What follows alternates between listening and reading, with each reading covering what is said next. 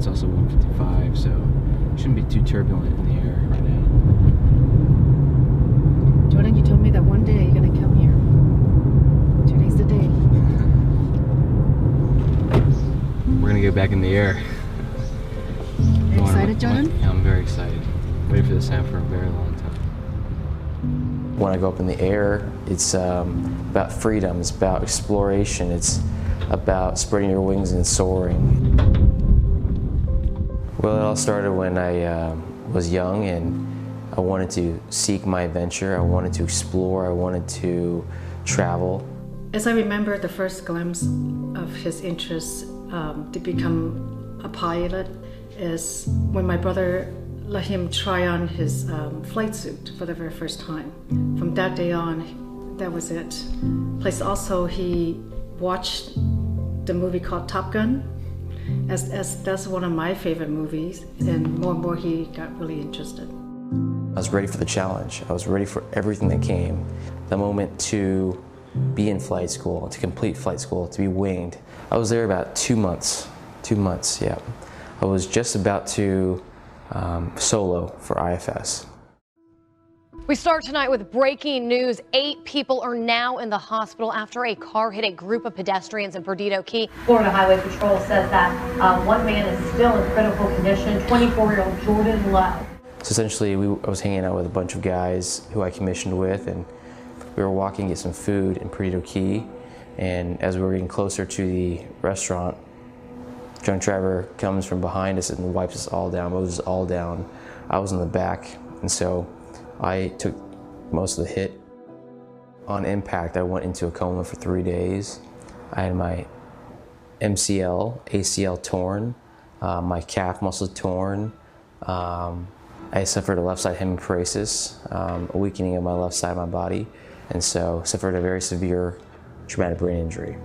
There's not one single spot in his body that did not have scratches or bruises. They never thought I'd walk again, talk again. They thought I was gonna be on a ventilator for the rest of my life. They thought I'd be on a feeding tube for the rest of my life and never be independent again. Yes, life forever changed.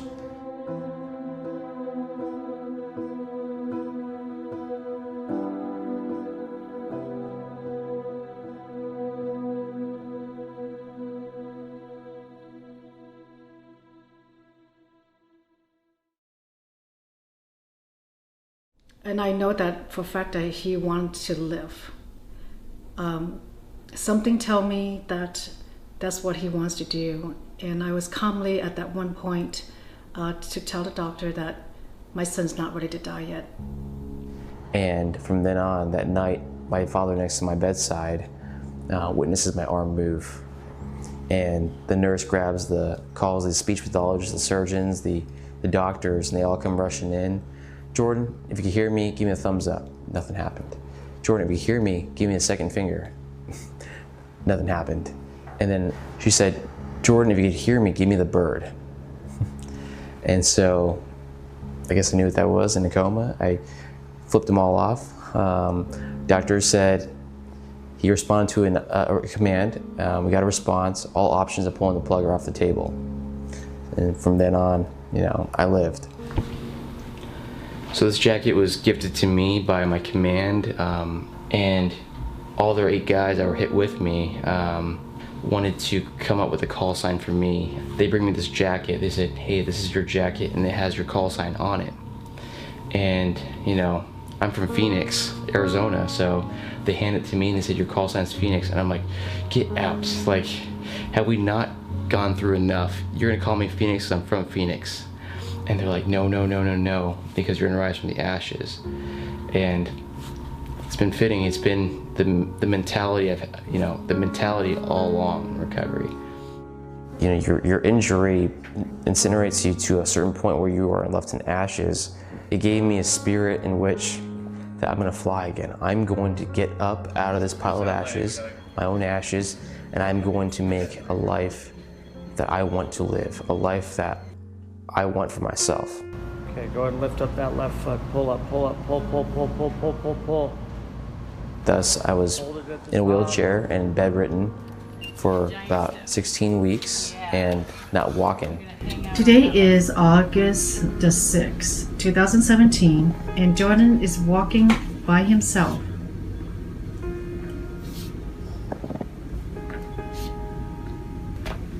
It's been a little bit over 3 months from the accident.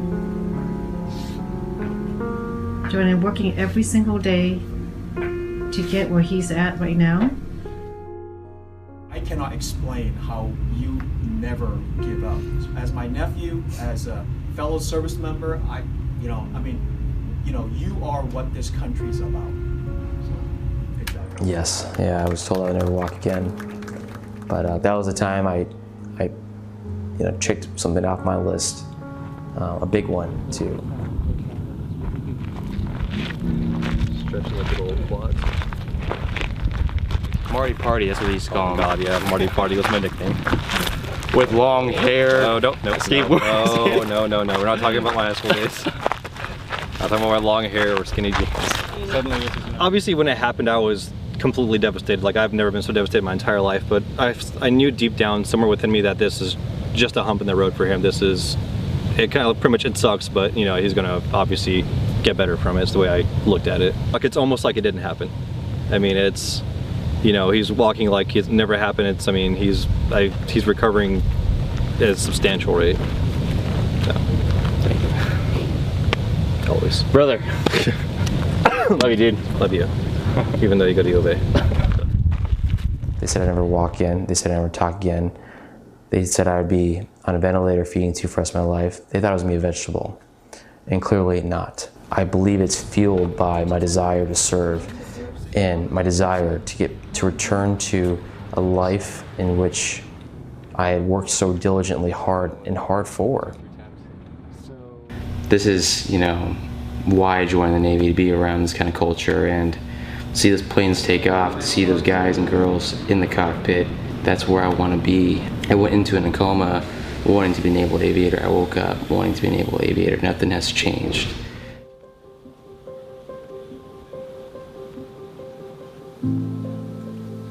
Not for a second have I ever thought about another goal or mission.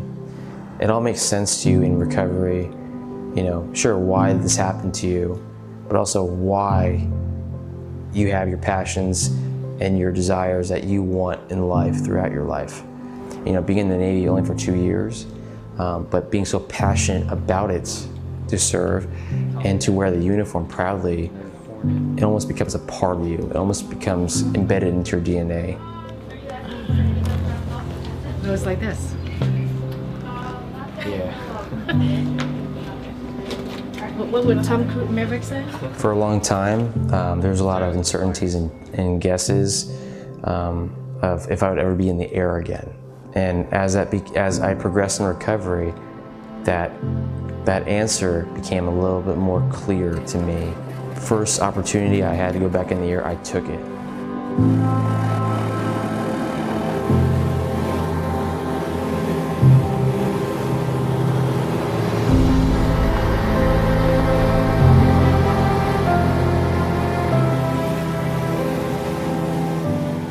It was a sense of freedom. I left all my worries and concerns on the ground, and I went up there and spread my wings.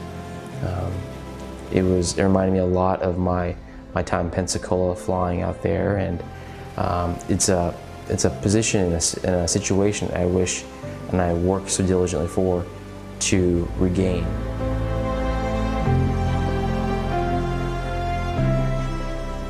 Everything is geared towards getting back to Pensacola, returning to flight training, and revitalizing a dream and a mission that I had before and I have now.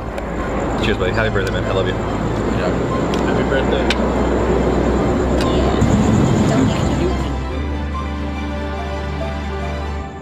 I believe I have a greater sense of mental fortitude now than I did when I was there, and to cherish every moment and to live life to the fullest. It's a cliche saying, and I've heard it 1,000 times, but I never really knew the worth in that saying, because you don't want to get kicked off the mountain before you really realize that statement is true.